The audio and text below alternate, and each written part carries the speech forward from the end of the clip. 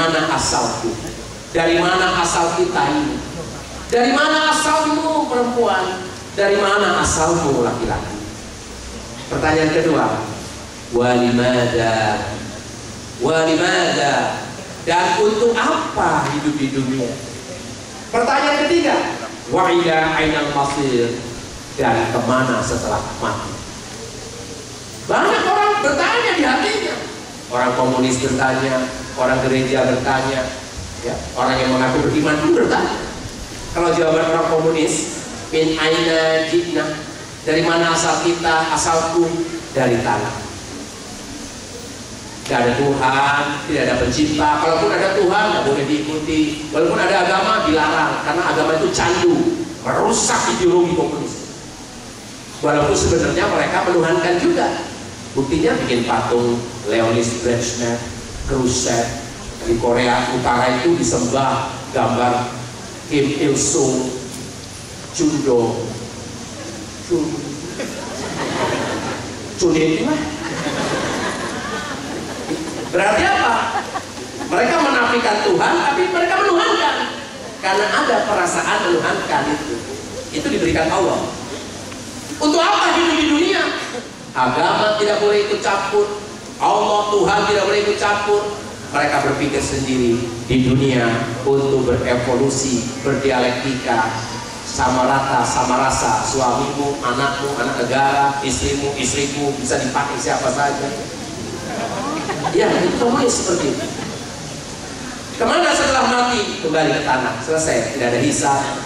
Baru 70 tahun di dunia komunisme ambruk, ditandai dengan runtuhnya negara besar Uni Soviet. Saat itu dipimpin orang Sumedang, Cecep Gorbachev. Leonid Gorbachev, ya Cecep Gorbachev ya. Kenapa komunisme tidak sesuai sosialisme, tidak sesuai nasionalis komunis, tidak sesuai dengan akal pikiran dan perasaan serta fitrah manusia? Maka hancur. Kalau masih ada komunis sudah nggak murni lagi. Ya, komunis-komunis di Rusia itu sekarang menjadi taipan menjadi orang-orang kaya, bahkan ada yang memiliki klub sepak bola Chelsea. Matre juga udah matre. Kita tinggalkan komunisnya. Orang-orang gereja, orang-orang kapitalis menjawab, dari mana asal manusia? Untuk apa hidup di dunia? Kemana setelah mati? Cina Taiwan, Cina Taipei, Cina Hong Kong, orang Indonesia yang non Muslim, orang Amerika, orang Barat menjawab, dari mana asal manusia? Dari Tuhan. Ketika ditelusuri, siapa Tuhan itu? Pencipta alam semesta, kehidupan dan manusia. Oh, berarti Tuhan itu Allah. Iya. Tapi Allah, Tuhan hanya mencipta alam semesta, kehidupan dan manusia. Setelah itu Tuhan tidak boleh mengatur manusia istirahat di surga sebagai alam Bapa. Sampai itu saja. Pertanyaan kedua, untuk apa Tuhan menciptakan? Sehingga kita hidup di dunia ini itu apa? Ada jawaban dari Injil, dari Taurat, nggak boleh. Apalagi dari Quran, nggak boleh. Karena itu urusan agama. Maka muncul jawaban dari akal manusia bahwa hidup untuk mencari kebahagiaan. Mereka jadi, wah beda nih golongannya. Yang ini berjubah, yang itu berjenggot. Wah dia nggak berjenggot nih, nanti jenggotnya di surga, orang yang di neraka. Karena jenggotnya yang didahulukan, bukan persatuan. Organisasinya didahulukan, jubahnya ditonjolkan. Kalau nggak berjubah bukan golongan. Jadi di dunia itu untuk apa? Untuk mencari kebahagiaan saja, yaitu harta, tahta, wanita. Ingin bahagia dengan wanita, memacarinya, dipacari, menelanjangi diri, menelanjangi wanita. Wanita dalam pandangan barat, dalam pandangan orang-orang kapitalis, hanya sebagai pemuas lelaki. Dalam rapat para filosof Yunani pada konsili kedua, mereka berpendapat bahwa wanita itu setara dengan kera di bawah sedikit. hanya sebagai makhluk bernyawa pemuas laki-laki. Maka wanita barat itu menuntut gender, persamaan hak laki perempuan, menuntut emansipasi. Itu muncul dari wanita yang ditindas laki-laki.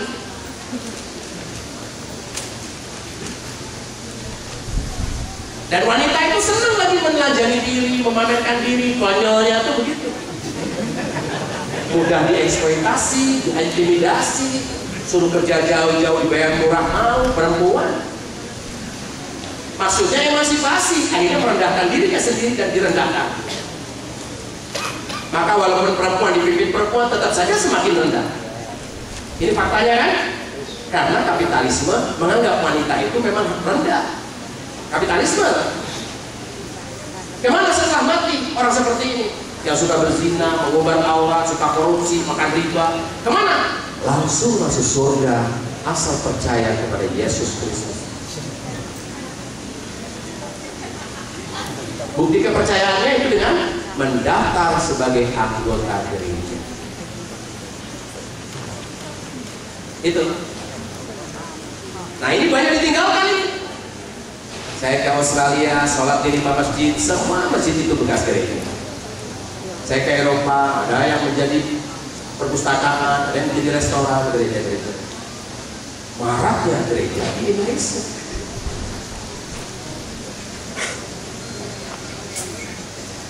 Karena mencari keuntungan orang-orang antek-antek untuk membangun itu, ya, pejabat setempatnya disogok. Saya tahu persis karena saya berjuang Islam. Kita abaikan saja. Kita bicara Islam. Bagaimana Islam menjawab 3 pertanyaan tadi? Sehingga orang datang bawa minuman ke situ. Karena dia bisa menjawab. Karena aku haus, ya minum.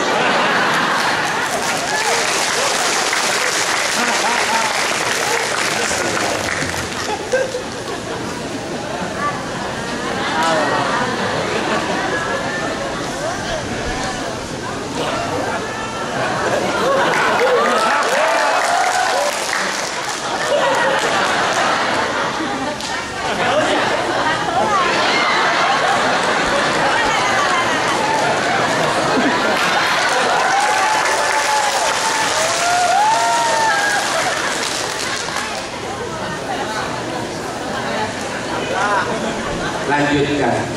Sampai jam berapa? Jam 5. Sampai jam 6? Sanggup? Aku orang.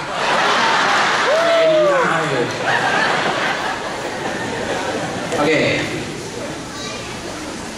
Dari mana asal manusia? Untuk apa hidup di dunia? Kemana setelah mati? Islam menjawab. Tidak katanya. Kalau Barat katanya dari Tuhan, katanya. Kalau umat Islam tidak boleh katanya. Nah, manusia diberi akal oleh Allah. Dengan akal itu dia berpikir, betul? Berpikir, mencari dari mana asalku, dari mana asal manusia dan kehidupan ini, untuk apa hidup di dunia, mikir. Nah dari mikir itu muncullah definisi. Ya, definisi itu berbunyi begini: al-iman at-tasdiqul jazm al-mutabiqu lil waqi' an-dalil. Artinya, iman itu pembenaran yang jazm, pasti benar, yang bersandarkan kepada fakta-fakta dan dalil-dalil. Dalil untuk membuktikan keimanan itu bukan katanya, tapi 2, akli dan nakli. Akal dan nukil. Contoh, mau langsung contoh?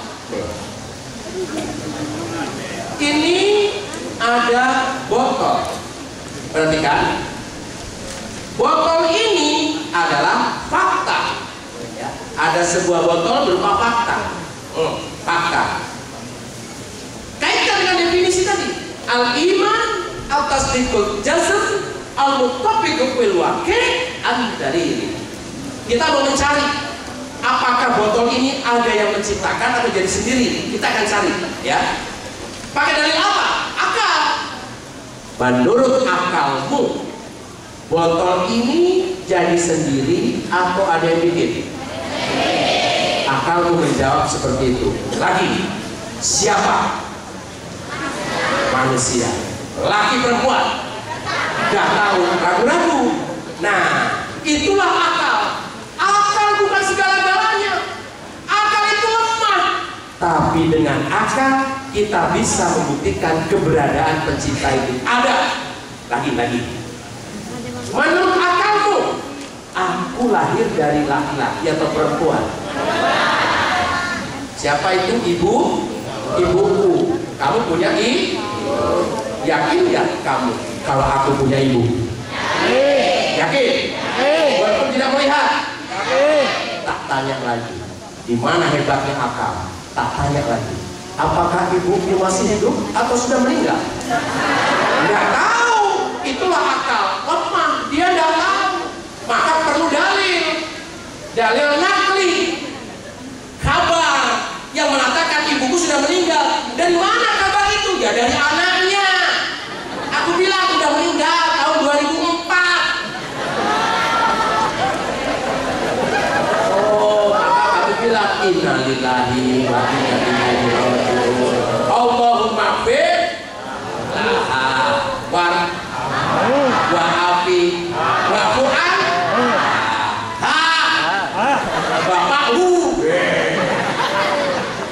Kalau laki-laki Allahumma fir lah. Kalau banci Allahumma fir lahu ada. Kagak boleh jadi banci. Ya itu kalau laki ya perempuan. Gitu. Oke. Ya, sekarang kita mau bertanya lagi. Sedikit saja. Kenapa kamu kipas-kipas? Panas. Supaya nggak panas harus kena angin. Angin ada nggak? Mana? Tanganmu gini-gini. Ini kipas. Oh, anginnya terasa. Oh, berarti menurut akalmu angin ada, walaupun tidak terlihat. Oke. Terus ada orang kentut. Wow. Aku tanya, menurut akalmu yang kentutnya ada nggak? Kamu tahu siapa? Tapi yakin ada kentut?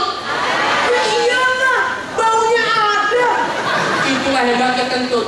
Polisi kalah, polisi ngejar maling, tembak-tembak, nah kaki kena orang lain. Coba kalau kentut, hidung di mana aja? Kena. Jagoan itu. Yakin ya? Yakin. Naik lagi, masih akal lagi. Dari mana asalnya manusia? Siapa yang menciptakan alam semesta kehidupan dan manusia ini menurut akalmu? Allah. Tahu dari mana? Al-Quran. Nah, ada fakta berupa Al-Quran. Buktikan Al-Quran itu dengan akalmu. Menurut akal, Al-Quran itu ada 3 kemungkinan. 1, bikinan Nabi Muhammad, batil. 2, bikinan orang-orang Arab, para ahli syair, batil. 3, wahyu. 4, tidak ada. Kemungkinannya cuma 3. Bikinan Nabi Muhammad, gak mungkin. Orang gak bisa menulis, gak bisa membaca. Bukan bodoh, tapi belum bisa. Semua orang kalau bikin syair harus sekolah bahasa dulu. Orang-orang ahli syair di Arab itu Walid bin Mughirah. Walid bin Mughirah itu bapaknya Khalid bin Walid, Abu Lahab, Abu Jahal, Umar bin Khattab, ahli bahasa. Nabi Muhammad nggak bisa nulis. Mana mungkin bisa membuat syair? Ini bukan syair, firman. Oke ya, dari sisi itu gak mungkin Al-Quran dibikin Nabi Muhammad.